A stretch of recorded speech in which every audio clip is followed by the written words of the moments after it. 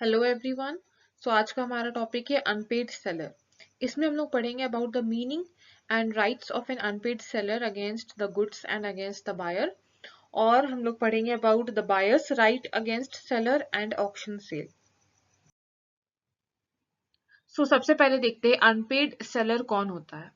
तो unpaid seller वो होता है जो गुड्स को सेल करता है लेकिन उसके बदले में उसको whole payment of the goods नहीं दिया जाता, यानी कि गुड्स का जो प्राइस है वो सेलर को नहीं दिया जाता है। और ध्यान रहे यहाँ पे लिखा हुआ है होल पेमेंट, यानी कि whole of the price. Goods का जितना भी पूरा दाम है वो पूरा उसको वापस मिलना चाहिए। अगर पूरा पैसा जब तक नहीं लौटा रहा है बायर, तब तक वो अनपेड सेलर ही कहलाएगा। नेक्स्ट सिचुएशन है कि अगर सेलर को as a payment of the price negotiable instrument या फिर बिल्स ऑफ एक्सचेंज दिया गया, जैसे कि चेक, और अगर वो चेक डिसऑनर हो गया तो भी वो अनपेड सेलर कहलाएगा। नेक्स्ट है rights of an unpaid seller. तो सिंस सेलर जो है वो अनपेड है, उसको पेमेंट नहीं किया गया है, तो अब उसके पास क्या राइट्स आता है, वो क्या क्या स्टेप्स ले सकता है इस चीज के लिए। तो पहला है rights of an unpaid seller में rights of unpaid seller against the goods. तो पहला है उसके पास जो राइट्स है वो अगेंस्ट द गुड्स, यानी कि जो गुड्स है जिसमें वो ट्रेड कर रहा है, जिसकी वजह से उसको पैसा नहीं दिया जा रहा है, उस गुड्स के अगेंस्ट वो क्या क्या स्टेप्स ले सकता है। दूसरा है rights of unpaid seller against the buyer personally. तो अगर जो सेलर है अगर उसका पेमेंट नहीं किया गया हो, तो वो जो बायर है जो पेमेंट नहीं कर रहा है उसके अगेंस्ट वो क्या क्या स्टेप्स ले सकता है, उसके पास क्या क्या राइट्स आ जाता है बायर के अगेंस्ट। तो ये जो rights of an unpaid seller है ये दो में डिवाइडेड है, अगेंस्ट द गुड्स और अगेंस्ट द बायर पर्सनली। तो पहले देखते हैं rights of unpaid seller against the goods. पहला है right of lien. Right of lien यानी कि अगर सेलर को पेमेंट नहीं दिया किया गया है उसके गुड्स के लिए, तो सेलर के पास राइट है कि वो गुड्स को अपने पास ही रखे, वो होल्ड बैक कर ले और वो बायर को ना दे। ये उसके पास राइट्स है। तो ये राइट्स कब आता है, जब तीन कंडीशन है, वो तीन कंडीशन फुलफिल होना चाहिए, तभी जो सेलर है उसके पास ये राइट आता है, राइट ऑफ लीन। तो पहला है goods sold without any stipulation as to credit, यानी कि अगर गुड्स बिना किसी कंडीशन से सेल किया हुआ हो तब ये राइट आता है। दूसरा है क्रेडिट पीरियड टर्म एक्सपायर्ड।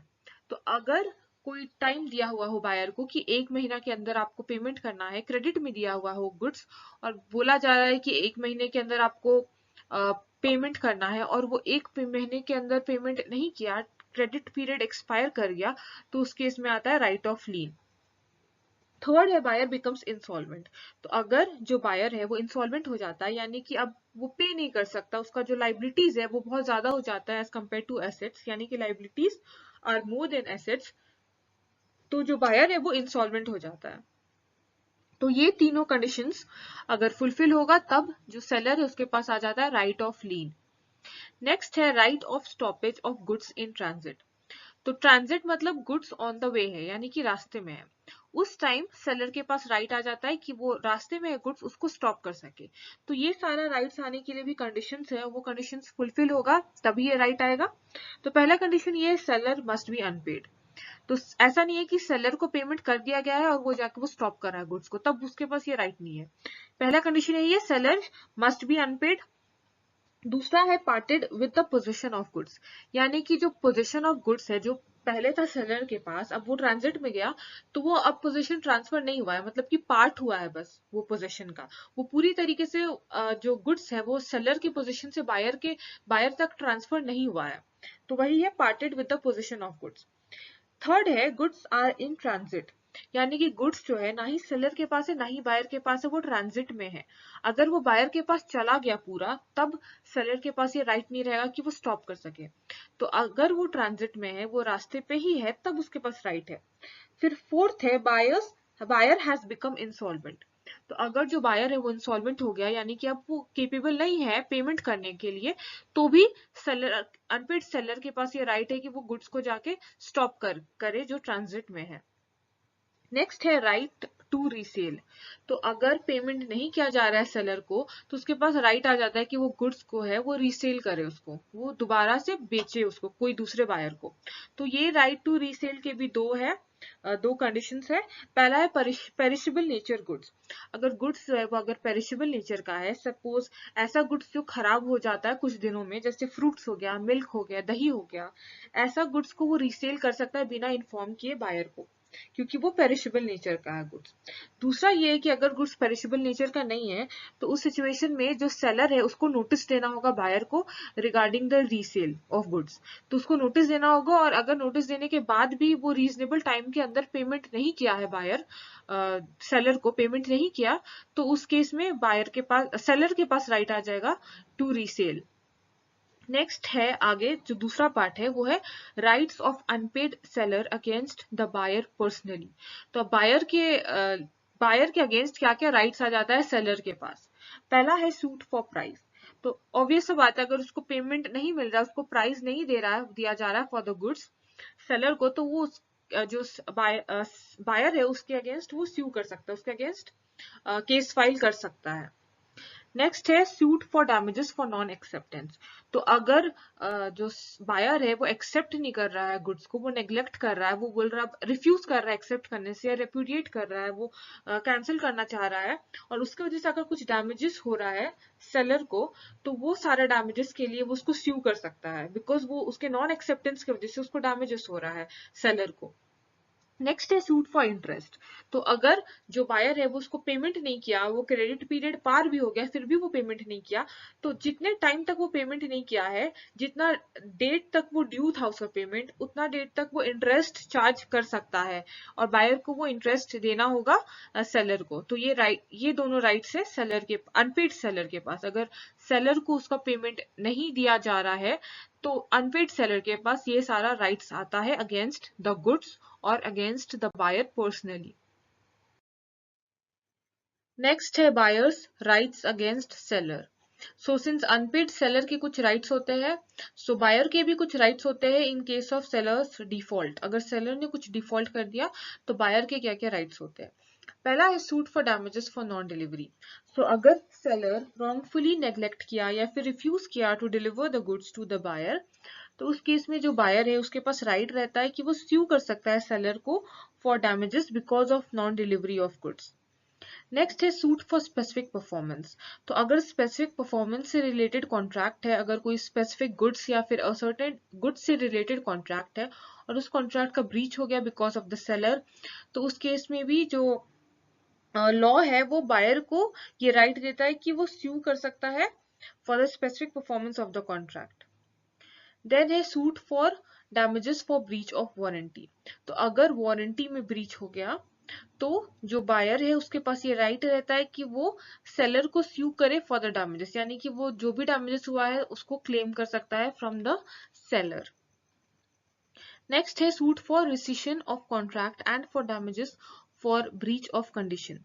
तो अगर कॉन्ट्रैक्ट कैंसिल हो गया या फिर कंडीशंस में ब्रीच हो गया कॉन्ट्रैक्ट का, जिस कंडीशंस पे कॉन्ट्रैक्ट बना था वो कंडीशंस में ही ब्रीच हो गया, तो उस केस में बायर का लॉस होगा, जो भी वो लॉस सफर करेगा, जो भी डैमेजेस सफर करेगा, वो जो सेलर है उसको रिकवर करना पड़ेगा। नेक्स्ट है suit for recovery of the price together with interest. तो अगर बायर ने प्राइस पे कर दिया है सेलर को और अब सेलर जो है वो गुड्स डिलीवर नहीं किया या फिर गुड्स स्टोलन हो गया, किसी रीजन से बायर के पास सामान नहीं पहुंचा, तो अब वो उससे रिकवरी क्लेम कर सकता है, यानी कि वो रिफंड मांग सकता है सेलर से। और ये भी है कि टुगेदर विद इंटरेस्ट, यानी कि अगर सेलर टाइम पे रिफंड नहीं कर रहा है टू द बायर, तो जो भी इंटरेस्ट आएगा, जो भी रीजनेबल रेट आएगा from the date of payment to the date of refund, उसमें जो भी इंटरेस्ट है वो सेलर को पे करना पड़ेगा टू द बायर। नेक्स्ट है ऑक्शन सेल। सो ऑक्शन सेल पब्लिक सेल होता है जहां पे सेलर या फिर ऑक्शनियर जो सेलर के बिहाफ में एज एन एजेंट काम करता है वो कहलाता है ऑक्शनियर। तो यहाँ पे ऑक्शनियर या फिर सेलर इनवाइट करते हैं प्रोस्पेक्टिव परचेजर्स या फिर इंटरेस्टेड पार्टीज को कि उन लोग आए एंड उन लोग बिड करे यानी कि दाम लगाए गुड्स पे जो उन लोग सेल करना चाहते हैं, और जो हाईएस्ट बिडर है उसको सेल किया जाता है गुड्स। तो अकॉर्डिंग टू सेक्शन 64 कुछ रूल्स है रिलेटेड टू ऑक्शन सेल। वो क्या है देखते हैं। पहला है where goods are put up for sale in lots. तो अगर गुड्स जो सेल के लिए डाला जा रहा है वो अगर लॉट्स में है, तो वो लॉट को सेपरेट किया जाता है, यानी कि each lot is subject of a separate contract of sale. हर एक लॉट जो है, ईच लॉट जो है, उसको एक सेपरेट कॉन्ट्रैक्ट ऑफ सेल जैसे ट्रीट किया जाता है। नेक्स्ट है, the sale is complete when the auctioneer announces its completion by the fall of the hammer और इन कस्टमरी मैनर। तो ऑक्शन सेल कंप्लीट कब होता है? वो तब होता है जब ऑक्शनियर जो है वो हैमर को किसी चीज पे मारते हैं, यानी कि वो हैमर को किसी चीज में फॉल करते हैं या फिर वो मारते हैं, तो उससे ये डिसाइड हो जाता है कि जो गुड्स है वो किसको सेल होना है, और ऑक्शन सेल कंप्लीट हो जाता है। और लिखा हुआ और इन कस्टमरी मैनर, तो किसी और तरीके से भी हो सकता है, like by saying words like 1 2 3, ऐसे करके वो बोल सकते हैं, and then it is complete, sale is complete. Next है, right of bid may be reserve.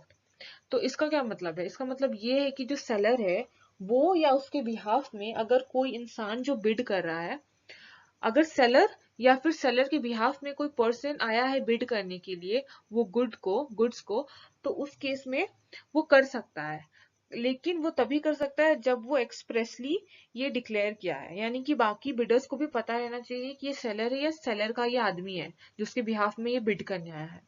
वो छुप के बस ये बिड नहीं कर सकता है, तो ये तभी कर सकता है जब वो एक्सप्रेसली बता दिया गया है बाकी लोगों को भी। नेक्स्ट है, the sale may be notified to be subject to a reserved और अपसेट प्राइस।